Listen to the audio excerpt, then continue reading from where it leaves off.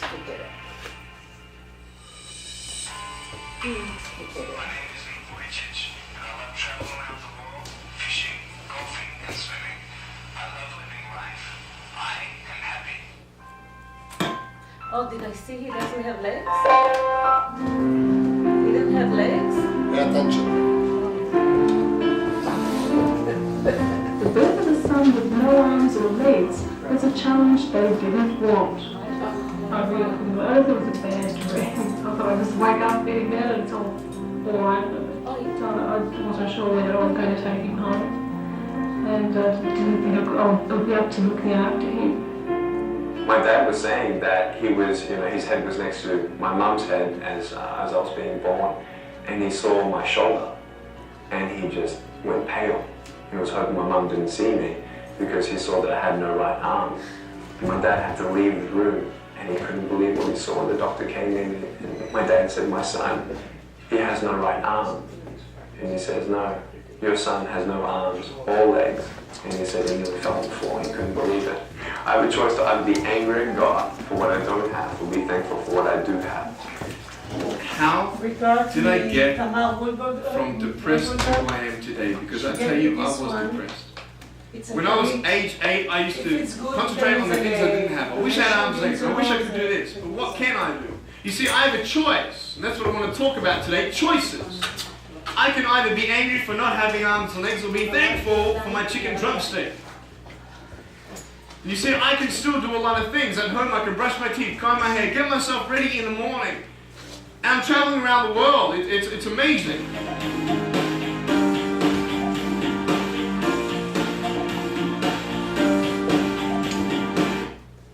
So what do you think about this video? Unbelievable, amazing. No arms, no legs, and he's having... Do we have choices in life? He can be depressed in bed and don't do anything. That's why we're here. He's motivated. What is he doing today? Did you ever follow up on him? He's lecturing, traveling, lecturing, motivation, motivating all the young people. Very well known. Not Jewish, still. Very strong character. And we can learn from anybody. I know somebody who blind, and he lectures all over. He's maybe he could come over here and give a lecture. Absolutely. Travels all over the world. And Introduce him. his name is David Bernstein. Okay. And he's very well known in Detroit, Michigan. Like the mayor of Michigan. I'd like to have him be here. The topic of today is Happy to be you, exploring the pursuit of happiness.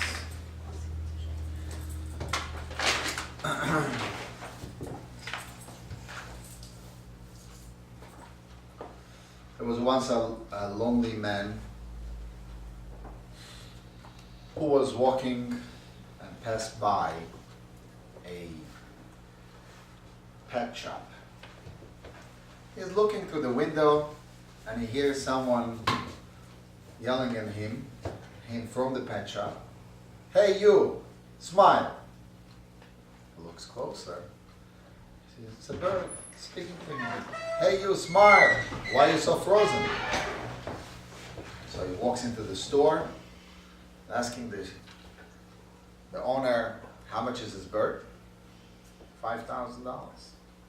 He writes a check on the spot, takes the bird with him, comes home, he talks to the bird responds, tells the bird the life story, who he is, where he's coming from, who were his parents, what kind of life they had.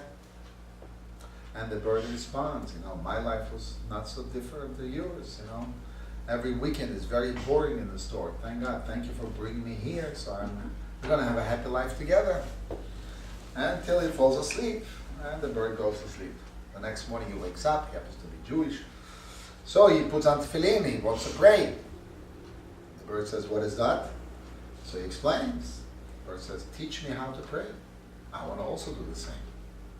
So he started teaching the bird Hebrew, prayers, and everything.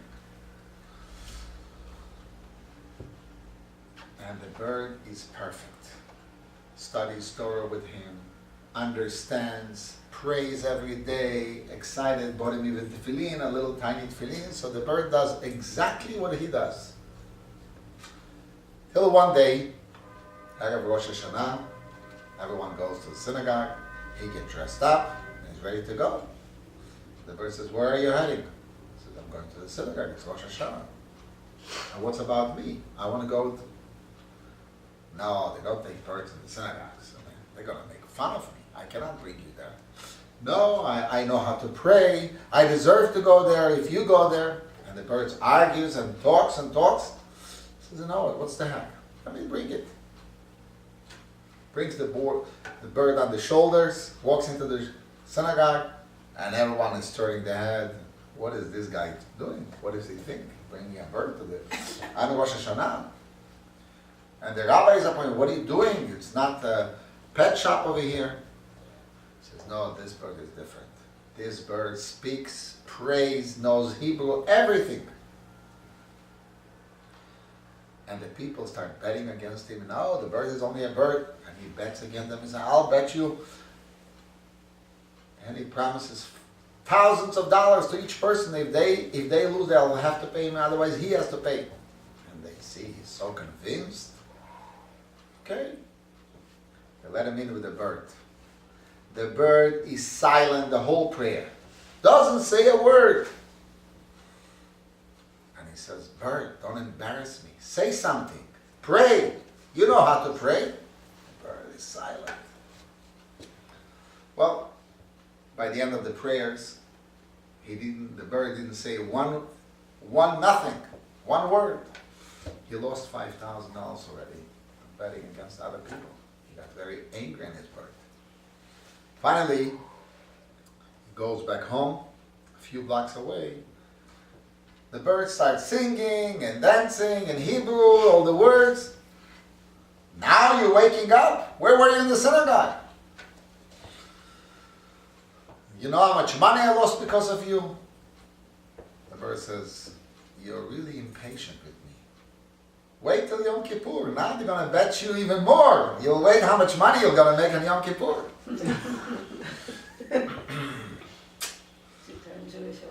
Within ourselves, there is two parts. There is the part that wants everything which I can feel, I can see, I can enjoy, and I want that now. And there is the other part of us which has the neshama, the godly soul, and that part has a long view, has a plan, a long-term plan. It's not one-time deal. It's not now. It's a long-term. It's a planning process. One of the ideas that we discussed last week, how do we achieve happiness in life? How do we reach that ability to be happy? You remember? What is that? To be you, to be... How do you become you? What is it called? Remember the word? The key word? No gain, no pain, no gain. That's the beginning of it. It's called da'at. Da'at. Da'at Looking the word means- in English. Yeah. Which consciousness, even though in the mind there is chokhmah, the innovation, there is the binah, the expansion, and how to break down to details. But the most important muscle, as we call it, of the mind, is called da'at. Da'at means translate that to action. If you have chokhmah and you have binah, if you have wisdom and you have knowledge and you understand everything, but you don't connect to action, your idea is not going to fly. So the key word is dat. Dat means connection. If a person is focused, concentrated, has the consciousness, able to understand how to translate, if I see this is the way to do it, this is the moral way to act, I want to act upon it. I just don't want to think this is correct and do the opposite. I want to connect my understanding to my actions. That's called consciousness. And that idea is the dat. Dat is the foundation of focus of success in life, of being happy in life, or have relationships in life. Everything that we have begins with the word dat. That knowledge, that connection, that focus. So happiness, when we look on our constitution, is a right. Everyone has the right to be happy. We are all equal and we have the right to be happy. What is the difference between a right and obligation? Right means you have an option. An obligation, you gotta be happy. That's an obligation, it's not a right. Does Judaism agree that this is a right, or Judaism believes it's an obligation? So the Torah says clearly, Ivdu et Hashem besimcha. You should serve God with joy.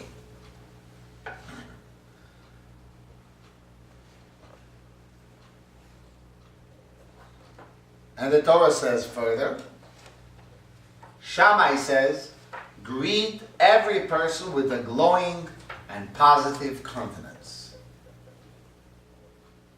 Doesn't mean yet. Joy, glowing and positive countenance. Rabbi Yishmael goes even further and says, greet every person with joy.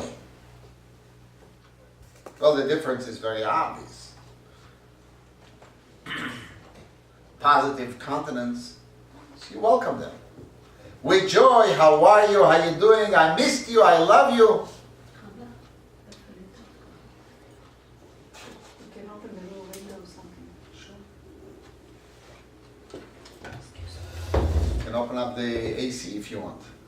I don't mind, I think we need some circulation of air here. So, the idea of joy is crucial in order to welcome another person. And the Torah claims it's an obligation. It's not an option.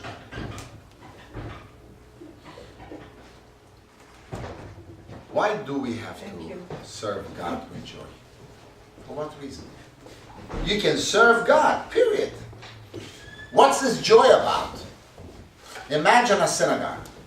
Imagine religion. Does people associate religion with jumping and joy, or they associate a synagogue the way we remember on Yom Kippur? 99.9 remember Yom Kippur in the synagogue. And what is Yom Kippur? Quiet. Quiet, serious, times of judgments. Where is joy? But the Torah claims clearly, Ivdu et Hashem besimcha. King David writes it, comes in even further in the Torah, because you did not serve God with joy and happiness, there will be punishment. It means a person can serve God, but missing just the component of joy and happiness. It's like did not do anything. For what reason?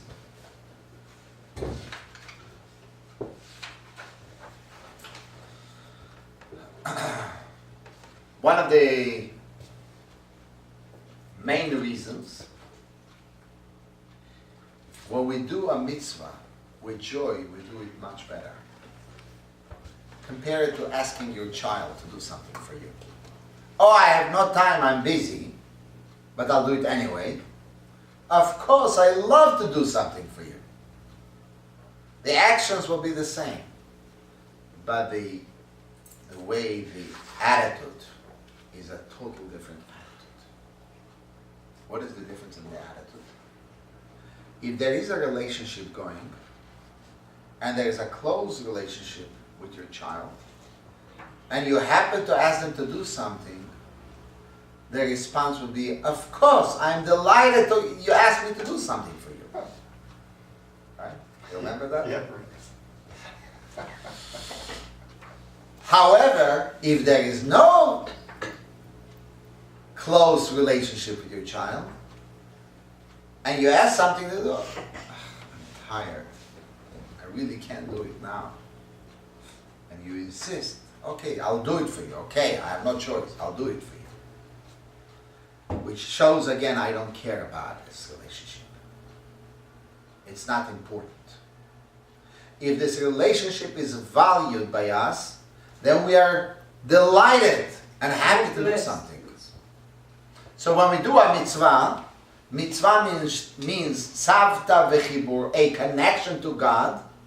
If we value this relationship, this connection, we do it with joy.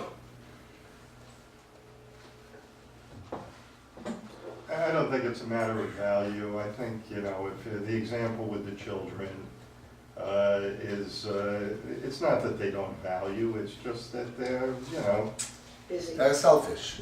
they're selfish, they're lazy, whatever it is. But it's not a lack of value or a lack of caring, it's just they have their own agenda. Why was it different years ago than it is today? What makes the difference? I don't think it's different. I think Oh, it's, I do think it's different. I think kids are kids. You go back 2,000 years, I'm sure kids can Again, tell their parents the same The thing. response is I'll very do it later. simple. If the I'll do people it are tomorrow. close, the parents are very close, there is no internet and TV, and families are close to each other, so when you ask them, they are not busy on the TV or texting or talking, there is a value to this relationship. It's a two-way street. But since the parents are so busy and hectic, of course the children are also busy. So there is no difference. So with God it's different. God has all the time for us. When we do a mitzvah, it's also demonstrate appreciation for the effect of each mitzvah. Each mitzvah is another connection. We create another closeness with God. So when we have the opportunity to do something, imagine God gives us every second our life, everything that we have in life. Every moment we should be jumping of joy to do a mitzvah. And that's called the tiny appreciation. And the final one is we show that we value our relationship with God when we are happy to do that. Does this cause, so we get to overcoming the distractions which prevent us from realizing the joy? That's the struggle. Yeah, the struggle. I guess we're coming to that. I just want to be sure.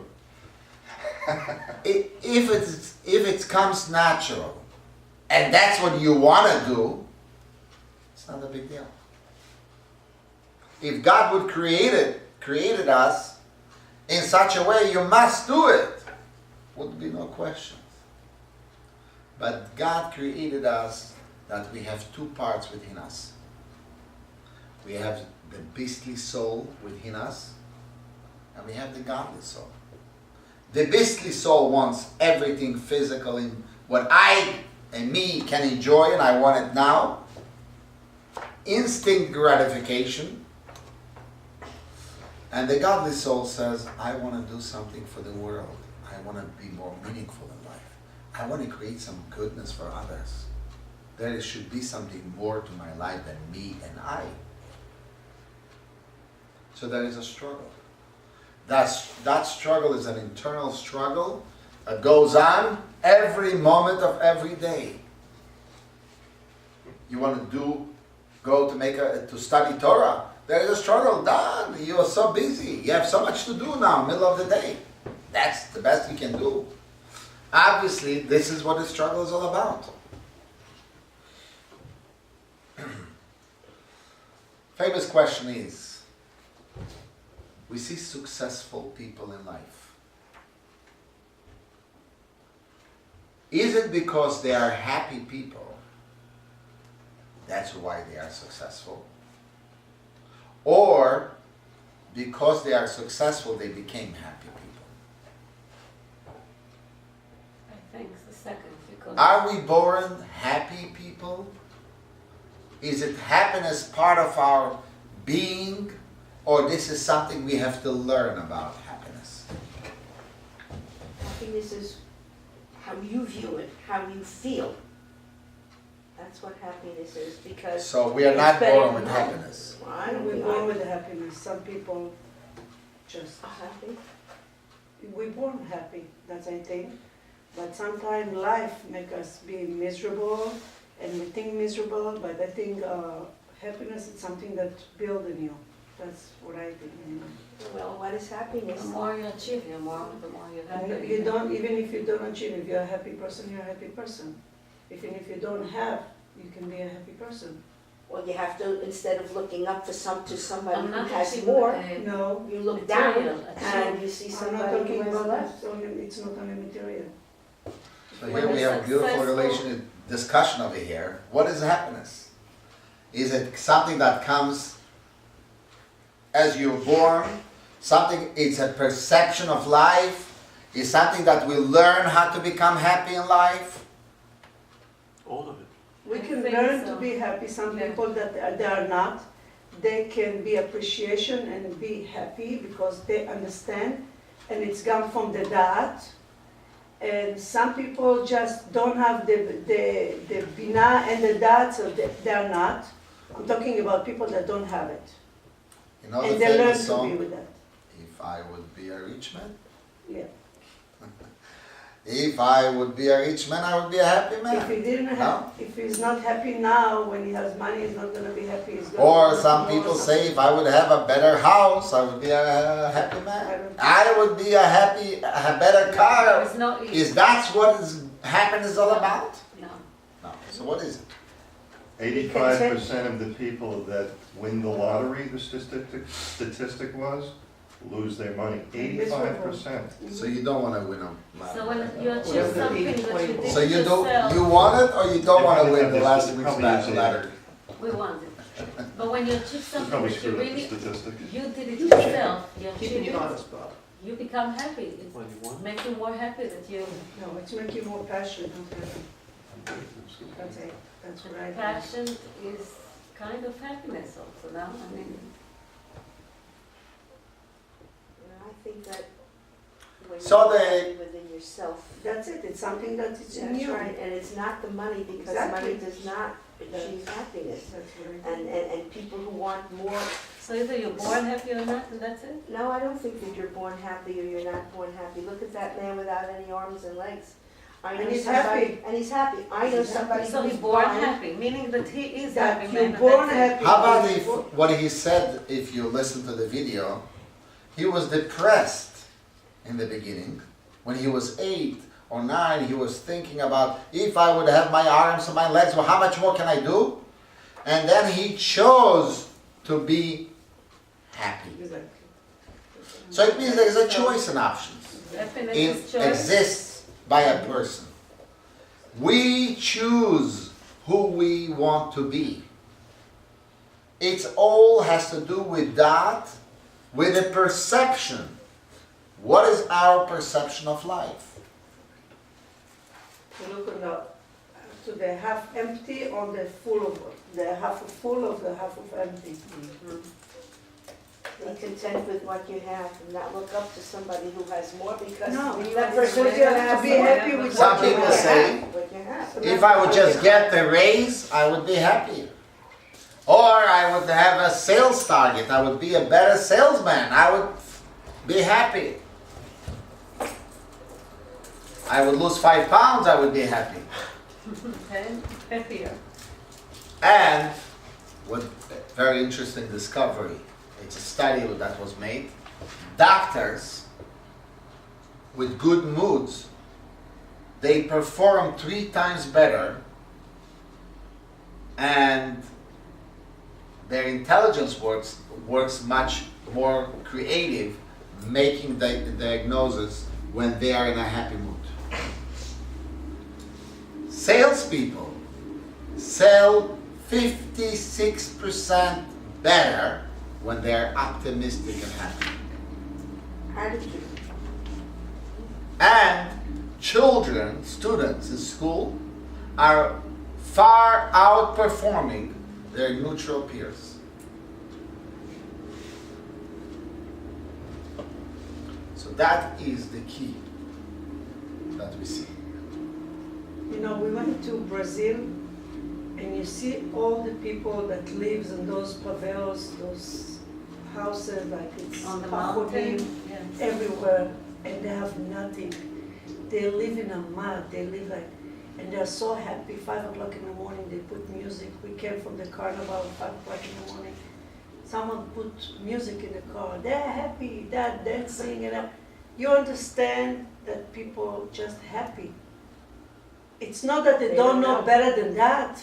You can say that they don't know better, but they are happy They were not people. exposed to the outside world. They don't know. They don't know. You know? Well, children by nature are very happy. They want to be happy. They want to be around happy people. If parents are happy, you come home and you smile, you bring a happy mood to the house. If you come home angry, God forbid, the whole house turns angry. It's energy. Kemayim hapanim el hapanim, ken lev ha'adam el ha'adam. As we look in the water and it reflects our face, so too when we look to other people, we reflect back the way we show them. So that power is an internal power. So what is this happiness all about?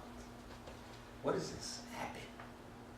Is it real or just a perception? What is that?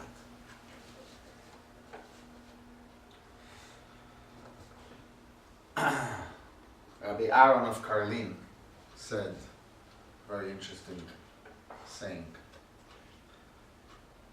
that to be depressed is no sin in the Torah.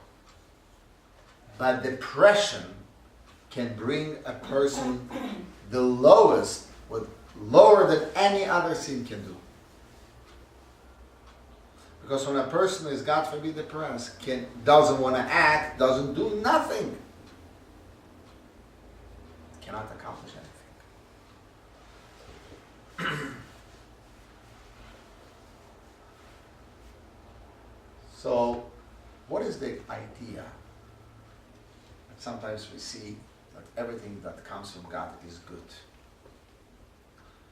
Kshem shevarech al hatov, kach mevarech al hara. Everything that comes from God, we say it's good. But there is good that is revealed good, and there is good that is concealed good. Before we're going into that, just going to describe a little bit. What page are you reading?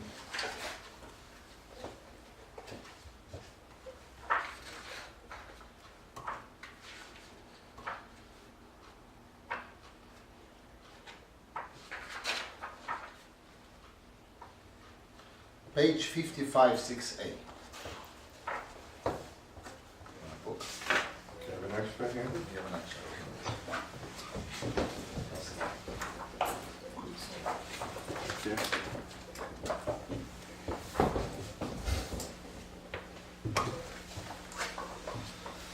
Anybody wants to read for us?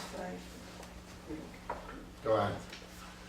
אני לא רואה כלום, בסדר, you can do it. Anybody wants to volunteer to read? I'll read it. Go ahead. In 1978, a trio of psychologists curious about happiness assembled 2 groups of subjects. In the first were winners of the Illinois State Lottery. These men and women had received jackpots of between $50 $100,000 and $1 million. In the second group were victims of devastating accidents. Some had been left paralyzed from the waist down. The others, paralysis started at the neck. The researchers asked the members of both groups a battery of questions about their lives. On a scale of the best and worst things that could happen, how did the members of the first group rank becoming rich and the second wheelchair bound? How happy had they been before these events? How about now? How happy did they expect to be in a couple of years?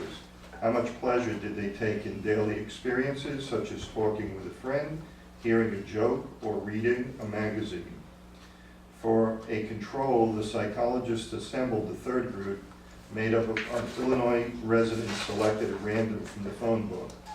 When the psychologists tabulated the answers, they found that the lottery group rated winning as a highly positive experience, and the accident group rated victimhood as a negative one. Clearly, the winners realized that they'd been fortunate, but this only made the subsequent results more puzzling. The winners considered themselves no happier at the time of the interviews than the members of the control group did. In the future, the winners expected to become slightly happier, but once again no more than the control group members.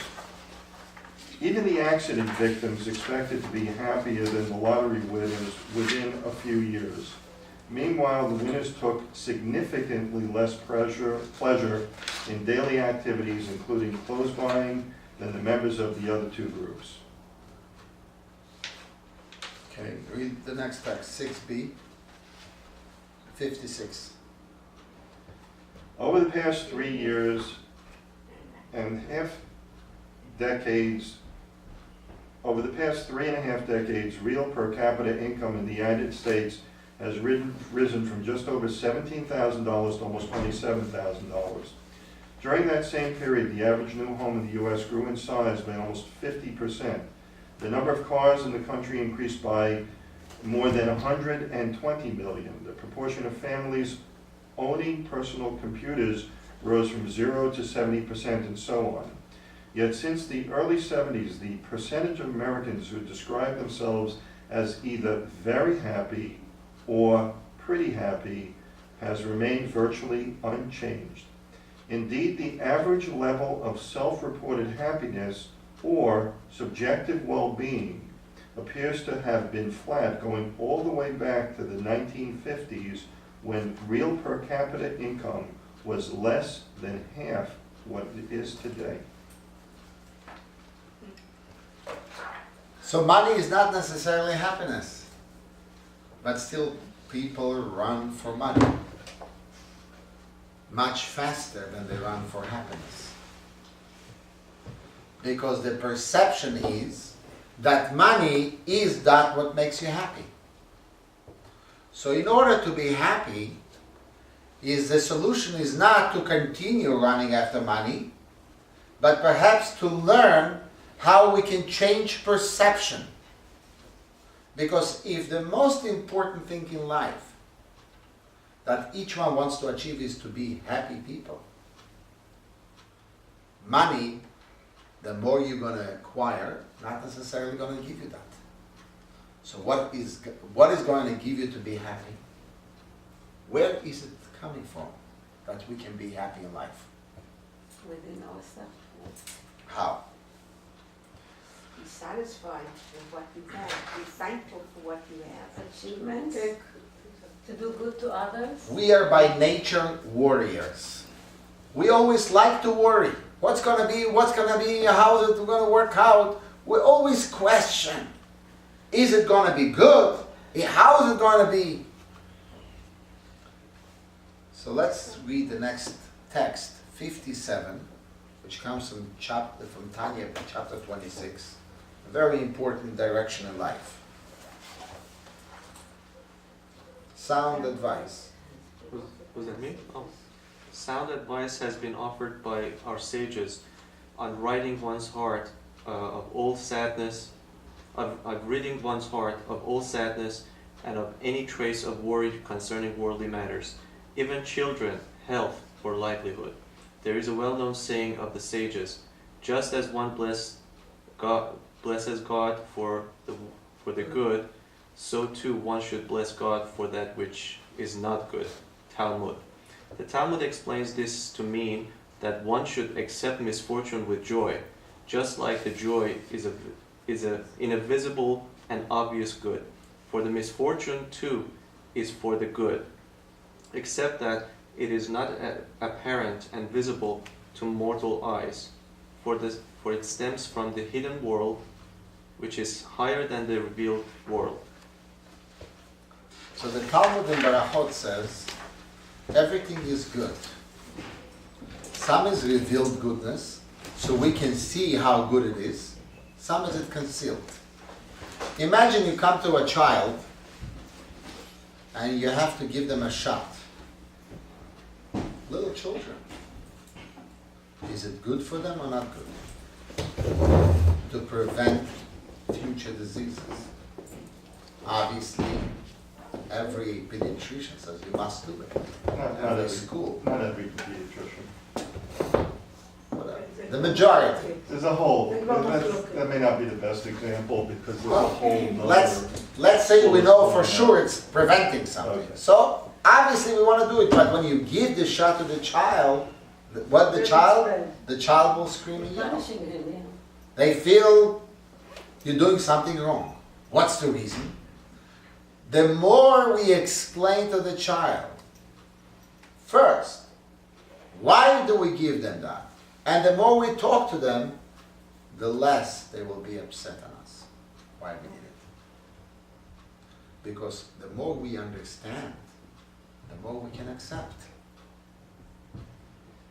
So too, goodness,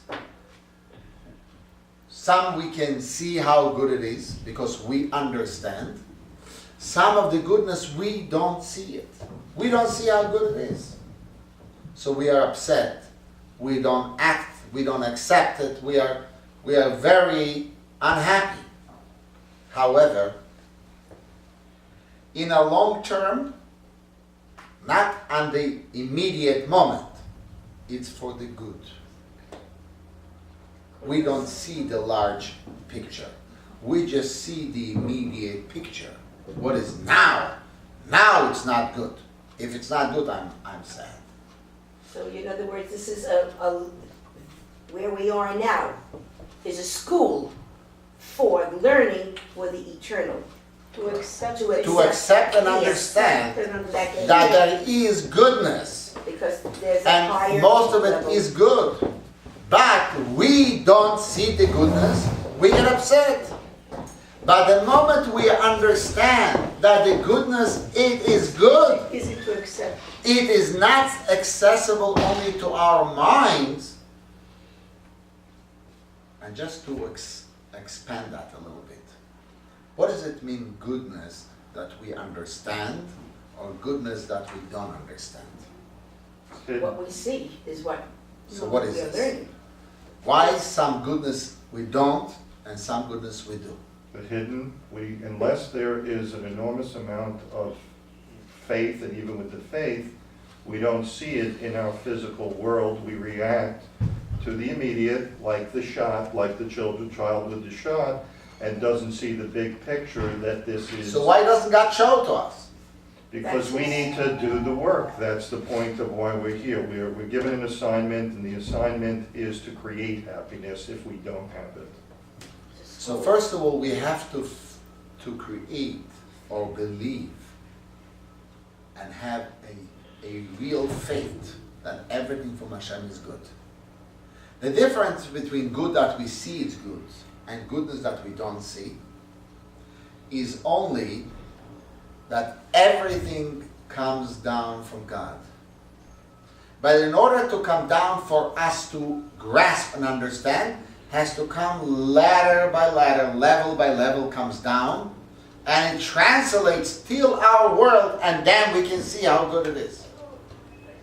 But sometimes it comes directly from above without going through different levels, comes straight down to us. Give an example of that.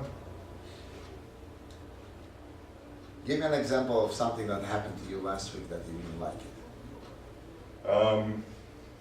Didn't win the lottery.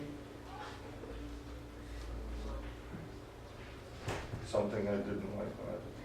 A lot of things in life that now it's. Okay, yesterday, I opened up a thing on the computer and it was a virus. I was crazy yesterday. However, on the other hand, maybe that will bring you to get a brand new computer with the latest technology and will bring your business to the next level if you know how to now take this and translate with that. Okay, this happened for a reason. And this happened now, so it's not devastating me completely, but gives me now for the future to develop it on a new scale. Which is, and it's interesting because when it happened, I opened this thing, said rapid fax, I opened it, and I could see right away it was taking over the computer, and my stomach literally dropped. I said, oh no, this is not good. And, I got my computer guy on the phone, fortunately, right away. He said, shut everything down. And then he said, I'll be there tonight. But about an hour or two later, I was still very worried about it. But I said, the result of this, I was already thinking is going to be good because it's going to be an opportunity for me to clean things up and make sure that I'm more secure than ever and that this type of thing will not happen again and it will lead to better use of what I have. So I was already thinking that. That's where I went with it. And why did this happen? Maybe it's a good thing. This is what's going through my mind. Not immediately, but as soon as the panic settled down a little bit, my thought process was going in this direction. Let's read page 58, text 8, and this is going to be an example for you. You wanted an example, you brought your own example, and we will read an example, what it means, something that seems to us not good, but eventually leads to good things. Page 58. Page 58, number 8. Anybody wants to read it? Once while traveling, Rabbi Akiva arrived in a town and sought a place too large, but he was refused everywhere. Everything God does is for the good, he said, and he went and spent the night in an open field. He had with him a rooster, a donkey, and a lamb. A gust of wind came and blew out the lamb. A weasel came and ate the rooster, and a lion came and ate the donkey. Everything God does is for the good, Rabbi Akiva said. That same night, a legion of soldiers passed through the city and took all its inhabitants captive. Did I not say, Rabbi Akiva said, that whatever God does is for the good? Okay, it's a true story. Rabbi Akiva, It has happened. Rabbi Akiva lost a donkey. He lost his rooster. No light. He's in the dark in the field, sleeping in the darkness. Why is this happening to me? At that point, Rabbi Akiva, because of his faith, he still says whatever God does is for good.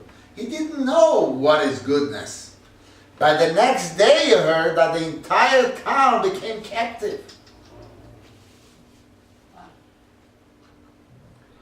That means in the beginning things are not good. Why nobody is welcoming me to their home? Why no one is nice to me? Why they're not acting nice? But you know what? You take every situation and you turn it to good. Kol da'avid rachmana. Whatever God does is for good. So if that's what happens and God is in control, that should be good. What about all those people that got killed and wiped out? Did they say everything is for the good? Okay, that's heavy now. No, but there's explanation for that too. When we come to this topic, I can tell you one thing. If what the Maimonides said, if I would understand God, I would be God. I still have the faith that everything that God does has a master plan. Can I explain that? Absolutely not. I'm gonna try it. Because nobody really knows what's God's plan. But the way you see in the world, the way you see how God acts in this world, we understand God has anything in this room, anything in this world. You see anything happens by itself? And this just happened there? The house was Fine, but just came down? Let's take an example of faith here with Rabbi Akiva. Let's say that he was denied lodging in the town, but he had his family with him and they were not. And they stayed in town and there was not enough space for him, so he went into the field. And God forbid, his family was wiped out as a result. Does Rabbi Akiva still have this faith to say everything that God says is for the good? Job said that. Again, it's not that we can say if the family wiped out is good. Obviously, it's not good. We don't come and try to explain God. Because you can speak about the Holocaust, you can speak about people killed. I mean, how can I justify people's suffering? You can't. There is no explanation on suffering. We don't accept that. On the other hand, we do say people who want to achieve something in life, there is no pain, there is no gain. There's pain and there's pain. There's pain and there's There real is pain and there is suffering. For pain, we can see the results. For suffering, we don't justify God. God will have to explain himself. Not for me to justify God. So does Rabbi say in the case of However, Rabbi Akiva? What does Rabbi Akiva say? Everything is for the good. Does he still say everything is for the good when a real tragedy to his family, God forbid, happened? If God creates everybody also, and he took a life, it's because God wanted to take a life. He gave, I know, in Hebrew, if you understand Hebrew, it's easy to explain that. Adonai Natan, Adonai Lakach. But when it's in a physical word, it's called Davar Letova. Everything that has happened, if you see the other side, you will understand it's for good. No matter what, no matter the worst things happen, it's for good. And then you will see it. But if you think this way, it's easy to accept it, and it's easy to see. It's coming easier. You speak to people that have gone through the Holocaust, and you're not going to have that. No way we can explain suffering. Yeah. Suffering, there is no way to explain that. Because God should have been creating a world that there is no suffering. And so we will approach this. But the Is basic, everything what God does is good? Why is there so much pain and suffering? To appreciate What is it? what we have. That's one thing. We hear. it's got to go much deeper. However, It's very different. pain and suffering is hidden good. Hidden good. Hidden good. That's what pain and suffering is.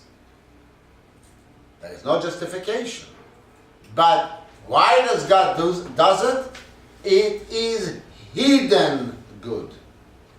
It's still good, but it's hidden. I'll give you another example. Story of a very famous rabbi who always was teaching his students, whatever God does is for good. And he had a very big factory, and everything was wonderful. And one day the factory burned down, and people got killed. It was a mess. And they didn't know how to bring this to him, to let him know what happened. It's a disaster. Everything he had, everything disappeared. So one of his students said, I'll go bring the news to him. So he comes to him and says, Rabbi, I heard from you that you were teaching everything that God does is for good. So even if there is bad things, we should say it's good?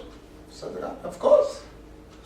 You mean to say that even when you see bad things happen to you, you have to go dance like you're doing dancing for good things happen to you? says, yes. So the student says to the rabbi, start dancing. Oh. He says, what do you mean?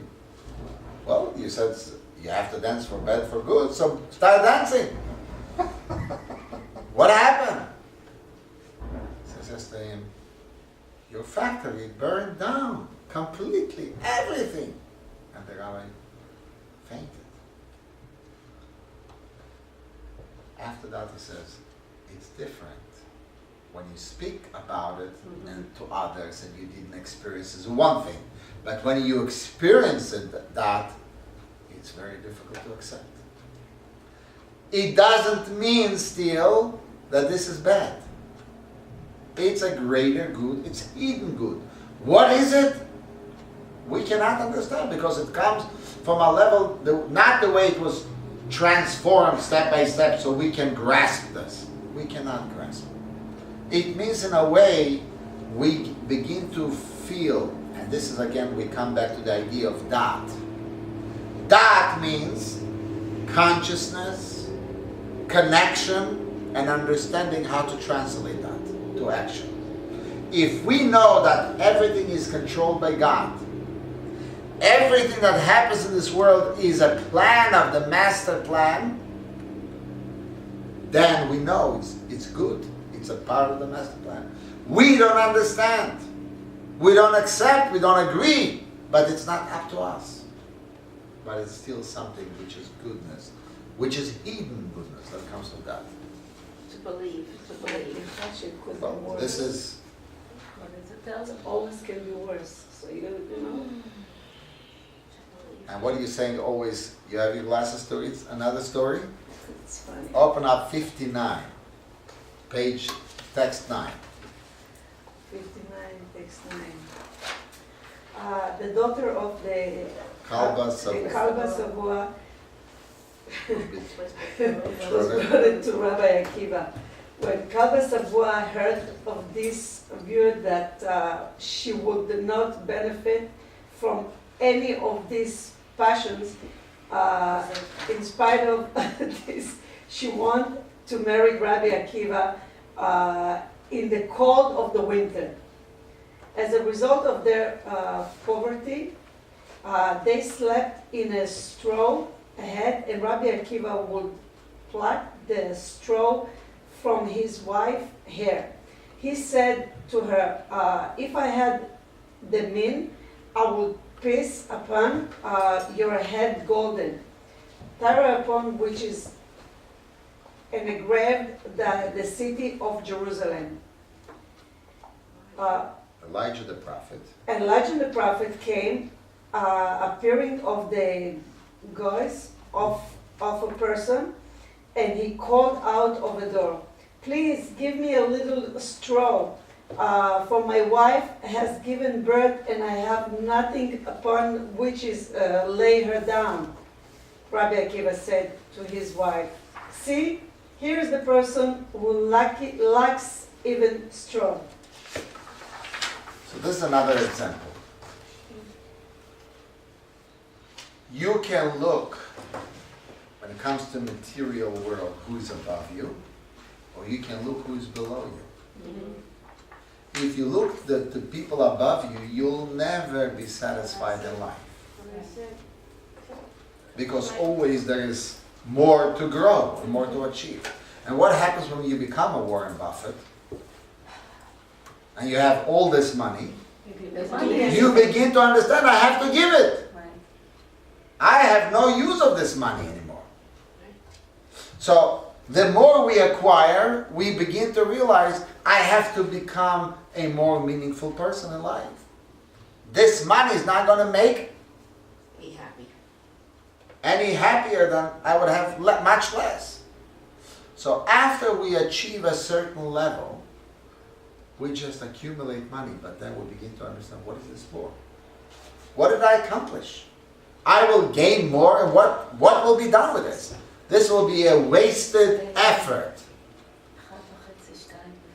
But if I can do something with this, I can affect some lives, that brings internal satisfaction. what are the exercises that can be done to achieve this? If somebody wants to build a strong physique, they'll do push-ups every single day. They'll know that there's a routine that they need to go through in order to build a strong body. This is about mental, about building a strong mind. The path to happiness lies in the ability to alter one's perception. Are there exercises that one can do every day to alter Exactly. the perception? Look over here. The way we begin to practice and teach ourselves to alter our attitude and feeling is the attitude of gratitude. When you wake up every day, what do you thank God for? Thank God. For what? Returning our soul. That's what we Thank have God. life. What else? That I got my soul and I woke up in the morning. Okay, you Well, woke that up. is- yeah. What else do you have to thank God? Okay, you got your soul. Next, what You else? should have a good day. That I'm healthy. Oh, damn. Each morning, we thank God. So that's the Birkot HaShachar, it's called, the morning prayers. Pokeach Ivrim. Thank you, God, for my sight, so I can see. Thank you, God, for my mobility. Thank you, God, for giving me clothes, so I can go out and do whatever I have to do. Thank you, God, so I can stand up. Does the blind person still thank? Absolutely. Yes, yes. You know who he is because he was written up in the newspaper. He was riding his bicycle in August in Central Park, and he was hit.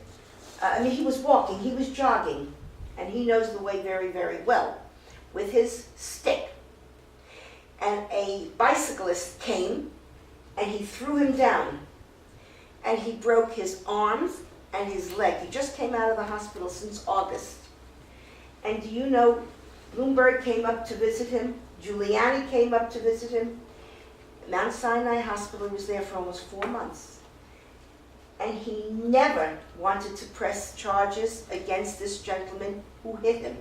And this blind man, David Bernstein, who I would like to have him come here and speak to everyone. His father's very well known, he's like the mayor, he's like the governor in Detroit, Michigan. He had this young man, he's 36 years old, did not press any charges, except he wanted Central Park to have wider paths for the pedestrians and a little bit wider paths for the bicyclists.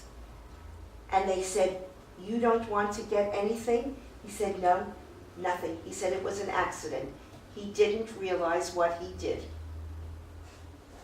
There you are. Is he happy? He is most happy. I will give you his name. He chose to be happy. And at Mount Sinai, and what happened was he did not have a girlfriend. And he wanted to meet somebody very, very badly. There was a nurse at Mount Sinai Hospital who was caring for him because he was such an unusual person. And they are now beginning to see each other. So they needed he needed that accident to meet this woman. I don't know. Everything My happened son, for you some never reason. know. Stephen and Rachel just Oh my went God, out. this is Even crazy. you never discover the care and you never know what is waiting. Until That's the it. Now, divorce. And no, I don't know what's going to happen, but she knows that he's alive. You're so negative. Let's go. You're That's why I'm here.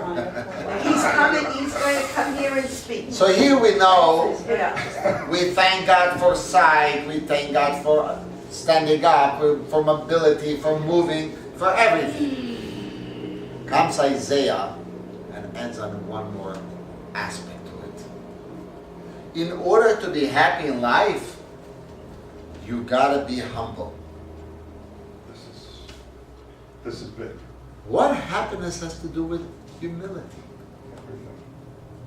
If you're humble or not, has nothing to do with happiness. Has everything to do with happiness. How? When you're humble, everything that happens to you, you're grateful for because you're humble. You're not expecting, and everything that comes your way, you see with a gratuitous heart. Everything, because you're humble. So humbleness has everything to do with happiness. Page 62, And 12B. you must let people jealous from you.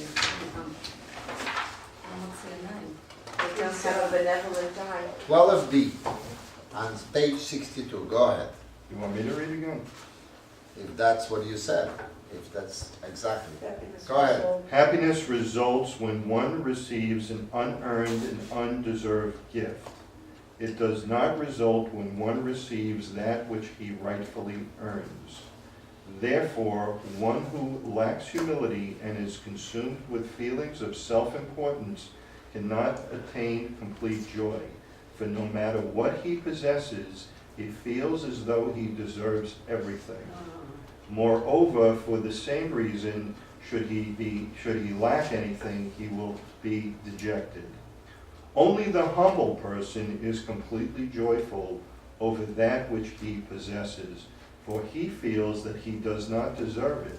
Moreover, he will not be saddened if he lacks something, inasmuch as he does not feel that he is being deprived of something he deserves. Though the humble person is aware of his talents and strength, he understands that he cannot take credit for them, for they are God-given. Furthermore, the humble person feels that had God given these talents and strengths to another, that person might have utilized them more productively. So here we see a very interesting concept. The more humble we are, the more thankful we are. The more thankful we are, the more humble we become. That is the key to simcha, to joy and happiness in life. How does, the one thing about humbleness that does bother me is this concept that I don't deserve it. I know, you feel a lack of confidence. There's a lack of confidence there, exactly. There's a lack of something there. Right, Everything so- is, it's too good, I don't deserve And it. somebody last night had the same problem. No. Well, what would happen if you feel that, everything is coming? Exactly. Humble enough. What happens if a person gets these things and another person sees it and they do not have a benevolent eye? That's one way. But he speaks about lack of confidence. I don't deserve means I am lacking confidence. There are two types of people. A person who walks into the room and he has a need to show off. Look who I am. Look what I'm wearing. Look what kind of shoes I have and who. And there are people who walk in, they want to be quiet to the side, they don't want to create a hole. I mean, who is more confident? Is the one who needs to show off or the one who wants to Quiet. Why? Not He necessarily. doesn't need to show. He's happy. He's afraid that maybe it'll be taken away from him. The one who has the one who screams all day long, I am so smart, you have to listen what I have to say. Or the one who doesn't You need say attention. anything. Look, he could be an introvert too, that just is afraid of, to So socialize who with has people. more confidence? The quiet one. Obviously, need to the show one who anything. screams and shows off means they need attention. They need it. That builds them up, their self-confidence. The one who already built up their confidence doesn't need anyone to confirm them. Or has no confidence and is afraid to approach anybody. When you have power, you don't have to show muscles. There are people When that, you have, it's the same. there are people that are afraid to socialize. They're so afraid. They're so. I'm lack not of speaking confidence. about sick people. This is illness. I'm speaking about average people. Ill people is a different category. I wouldn't even go into the category of ill. I think there's just people that really so. People lack who are confidence. afraid of socializing, that shows of illness. Ego. Because Ego is more by ego. nature, people need to socialize. By nature. We cannot lo tov ve'yot ha'adam lavado. It's not good to be alone, which is against our nature to be alone. We always want to be next to other people. I'm just thinking about the humble guy that says, I don't deserve this, I don't deserve that. And I look at him and I say, I'm not going to give that to him. He doesn't deserve it. Look at him. He even says he doesn't deserve it. That's his energy. I don't deserve this. Where does the balance come in? We're not going to say, whatever I have, I don't deserve. No. We say, God, whatever you give me, I'm so thankful. Thank you for everything. Thank you. That's a I'm different. thankful whatever God gives me. Whatever God gives you. And he brings an example.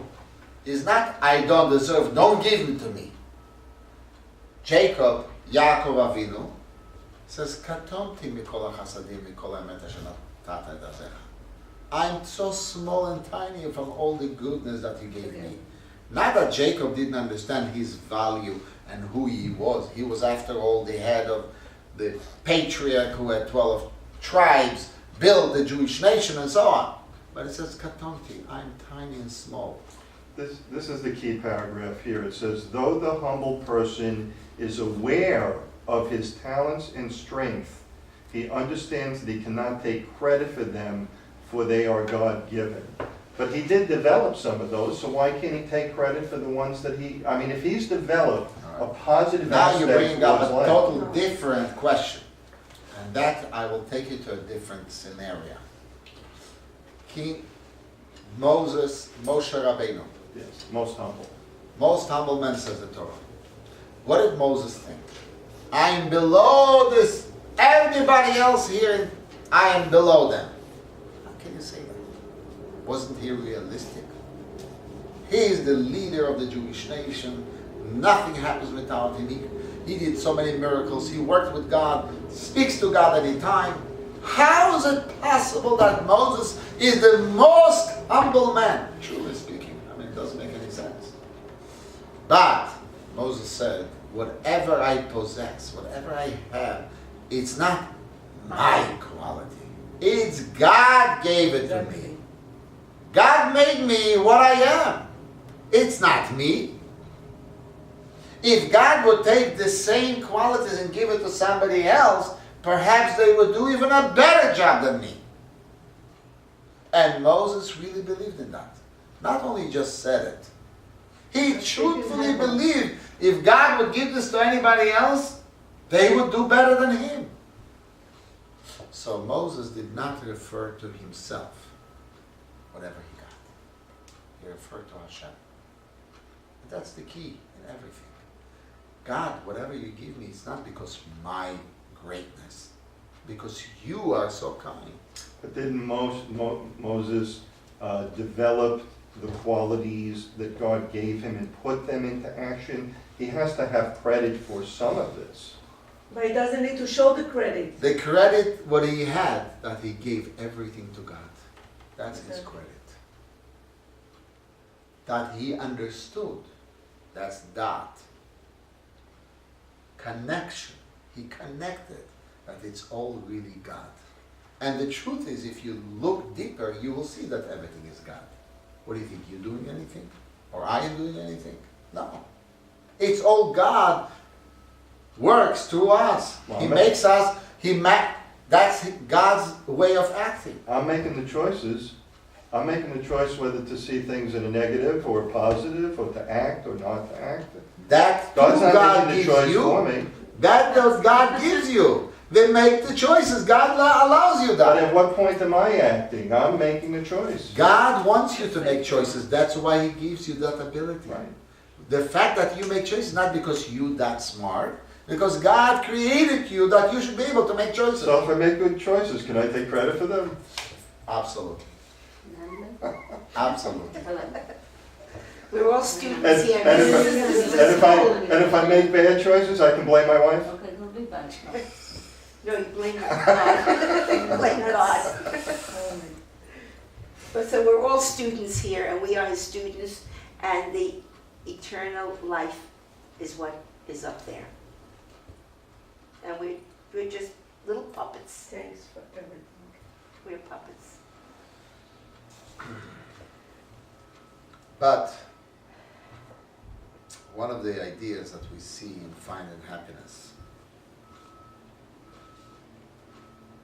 there was once a man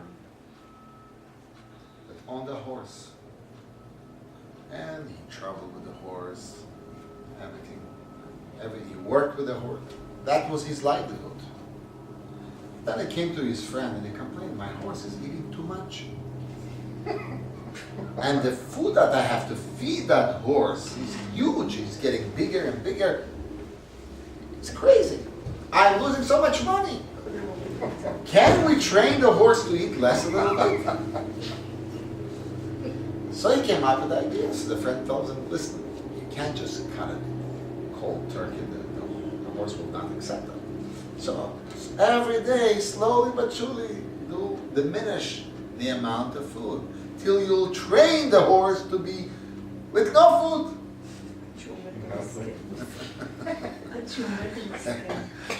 So after a little while, after 2 months, the two friends met again. No, how's your horse?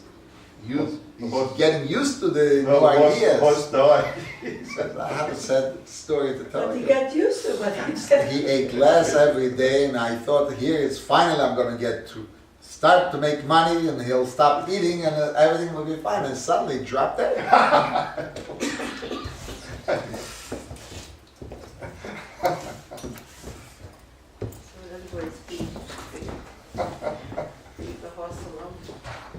So we are not here to fight our horse. We're not here to tell the horse, don't eat, don't drink, be spiritual. No, we don't do that. We take care on the basically soul, on the physical.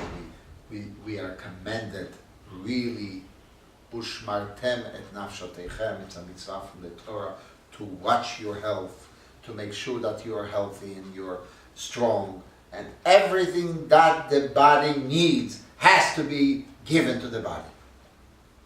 However, don't enslave yourself to the needs of the body. You can give to the body everything, but don't turn a slave to that. If you turn to become a slave to that, so you are the slave of the horse and not the opposite. It's not the horse serving you, but you become the service person for the horse. And that's where the mistake begins. In the beginning, we let the horse, we give everything that we need. And then we turn to the idea that we become enslaved. We become so used to it, and it has to be, and has to be exactly the way it is. Say about Reb Zusha. Zusha was a very poor man. Didn't have anything in his home. Once a person came to the Magid of Mezrich and says to him, where can I, Talmud says you should be appreciative of bad things as good things. How can you be appreciative of bad things? It's so bad. He says to him, go to Reb Zusha. So he travels to Reb Zusha. Reb Zusha lives in a little shack. Unfortunately, he has no food in the house. And always kids were sick in his home. Obviously, there was no heat. There was nothing. And he came. And before he asking him any questions, he says, I want to observe him. How is... So he says, listen, can I stay in your home for a couple of days? Be a guest. He says, of course, welcome. In his shack. And he gave him a corner. And he sees how people in his home are suffering. There is no, literally, there is no food in the house. The kids are hungry. And Rav Zushi is smiling all the time. He's going around and he's happy and in happy mood. Finally, after a few days, he says, I don't understand, Rav Zushi. The Magid sent me to you to ask, how can a person be thankful for good things and the same thing for bad things? How are you keeping so happy with all this going on around you? So she says, I don't understand why the Maggid sends you to me. I don't see anything bad in my life. I don't see anything good. I don't see why. How can the Maggid send you to me? How can I explain to you that? Because I don't know. You have to find a person who's really bad. They should explain to you. There is a perception here. It's different glasses. That's what makes us happy. It's not what we acquire, what we keep. It's what we think. That. The that of the person is the connection, what gives us the consciousness to feel it's happy. If we have that, doesn't matter what goes around us, we will be happy people. That's How many happy people did you see when the power went down for 2 weeks? They could be worse. Oh They my God, I could, was they could happy. lose the house. They could Well, lose my everything. question is, how many happy You people should did go you to the see South that went Shore. Yeah, down? exactly. You should have a right to the Talking South to Shore people on for South Shore too. for a half an hour and just see it Come and back. then come back to the North Shore and say, No, thank God! You know, I always send people to hospital and to those Go there one day places and then come. to get perspective, better perspective on life, to understand, to be happy, to say, God, thank you for what I got, and thank you again. That's people have to be to get perspective, to see what they have around and to be happy with what they have. So you don't look under, you look down. You don't look up. You never have to look up or you just look. But till Down. now, That's for happiness. Yeah. That's it. That's it. what we're discussing is happiness about what we got. But there is a deeper tone of happiness. A much deeper level of happiness. When you worship God, Would you like to read it from us? what page is? 65, text 13. Go slow and think about what you read. One's lifelong service of God should be with tremendous joy, the joy of soul upon transcending the confine of the body during the time of Torah study and prayer. When In returns to her father's house as in her youth, this is comparable to a prince who is freed to return to the house of his father, the king, after having been in captivity, compelled to turn a milestone in prison while covered with filth. There is no joy as great as that of being released from exile and captivity. True, the body remains unsublimate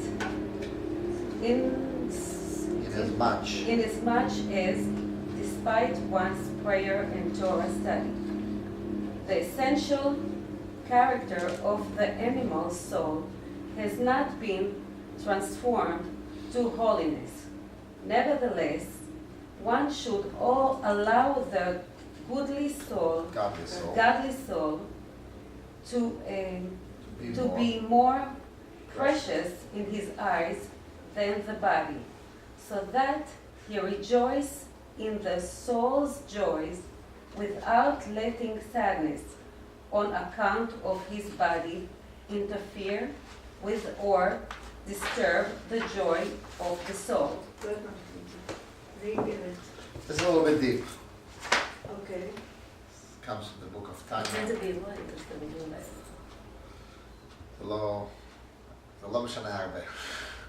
It's a little bit, again, we're speaking about over here, shifting the way we think. And that's what brings happiness in life. So, Admor Zaken says as follows. Within us, within our body, there is two forces. There is the force that wants more and more and more and is never satisfied and never happy. And whatever they get, I still don't have what my neighbor across the street has. Never happy. On the other hand, in within the same body that we have, there is another force. That each time when we do something good, we do a mitzvah, we have done something meaningful to create and make someone else happy, I'm taking a course. to go and reach out and do something what not makes I or me focus on I and me, but focus on somebody else's needs. And when we act according to that one, that soul feels rejuvenated, feels freedom. Because the soul that is the godly soul sitting within the body feels captive, imprisoned. The moment we act in a fashion which is against our beastly nature, focus on I and me, gives freedom and joy to that soul. The difference between the two forces is, one is always looking for more and more and is by nature unhappy. On the other hand, that godly soul is by nature a happy soul. And it depends on us to whom we connect. The moment we connect on I and me, we connect to that beastly soul, and that brings us down. The moment we turn the wheel and we move to the right, and we go to, I want to do more meaningful things in life. I want to do something that makes a change. I want to help somebody, and I want to do something good. Then we connect to the happy side of us, to the happy force, and we become happy people. So it's up to us to shift the direction where we are. That's basically what he says. And within us, we have that force to be happy. We just have to connect to that level to elevate us. And we're going up and up with that joy and happiness. One of my teachers, his name was Mendel, Professor, older gentleman, who was arrested in Russia during communist regime. After the war, he was buying false passports and helping people to escape from Russia. Till eventually they caught up with him and they arrested him. He sat in jail for 17 years. And then miraculously he was able to escape, and he came to this side of this world. And he was a teacher in yeshiva. He was one of the, it's called mashpia, not just a teacher, but much more than a teacher. An inspiration, a figure of inspiration. So he said once a story as follows. Who was sitting in his cell when the communists went up and they became stronger? They arrested all the intellectuals, all the elites were all arrested because they were scared they are the ones who can create a revolution. And when he was sitting with them, they were all shattered to pieces. All these intellectuals, all these elite people, they were all people who achieved so much in life. And this Reb Mendel was a happy man. So one day they approached him and says, we don't understand you. You're a strange person. You seem like a smart person. But don't you know you're in jail? How can you be happy here? So Reb Mendel turned to them, why are you so sad? Well, why I'm so sad? He says, imagine I was a writer. I was about to publish my book. I came up with such great ideas. The other one says I was a scientist. And the third one says I was a very famous professor. I helped people. I did so much in medicine. And look where we are now. How can we not? And Mendel says to them, you're all referring what you had. You had nice house, and now you don't have. You had the convenience you don't have. I never had anything special. The only thing I had in my life is I served God. That's what made me happy.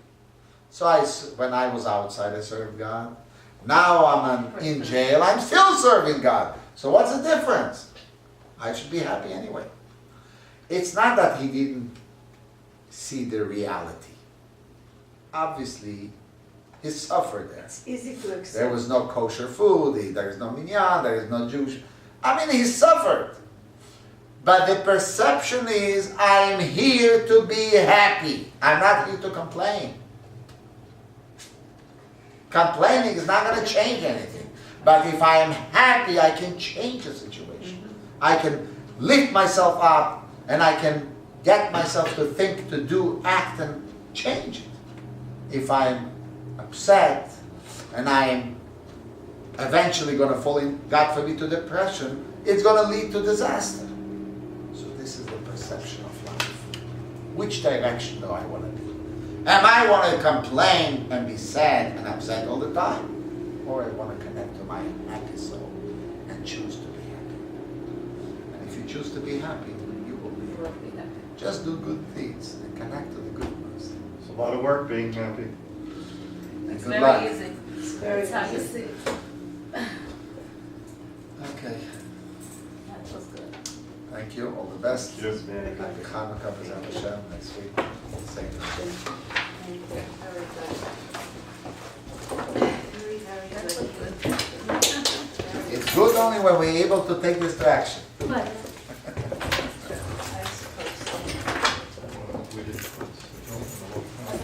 I thought you put it on every morning. Absolutely.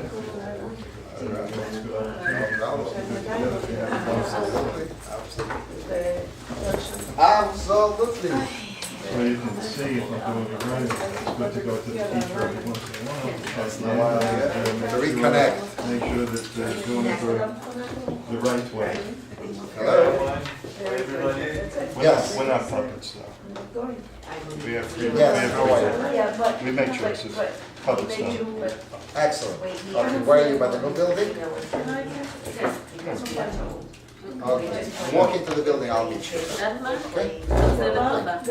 Freeway gives you some, you have something, but puppets don't. I know. Shavua Tov, Yom Tov, Chag It's Sameach. next, I have a luncheon of 4 persons. It's coming to my home, 3 of them. באים גם ראיתי את זה. זאת השבוע בעזרת השם. זה אני? מה, הבן שלה התארס היום בבוקר. מזל טוב. בארץ, כן. מה, את צריכה טלית אחר? לא, זה של אבא שלה. אז תבדוק את זה, הוא בחיים שלו כנראה, בחייו ומותו לא בדק את זה. אז היא אמרה, אם זה טוב תיתן את זה, ואם זה לא טוב אז זה הולך לאן שצריך ללכת. אוקיי, בסדר. ואני צריכה להביא מזוזות השבוע בעזרת השם. You're strong. Things will be good. Right? אתה צריך הרבה עבודה אתה. כולנו. A lot of work in it.